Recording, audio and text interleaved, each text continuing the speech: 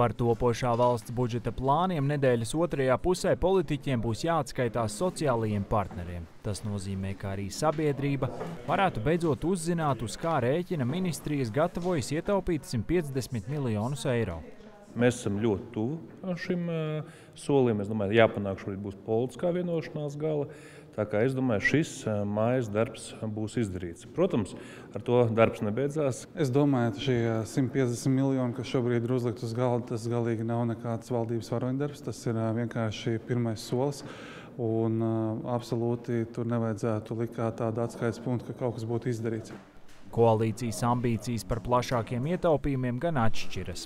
Zaļie zemnieki kā vienīgie parakstījušies zem uzņēmēju piedāvājuma nākamgad samazināt publiskos tēriņus par 850 miljoniem eiro.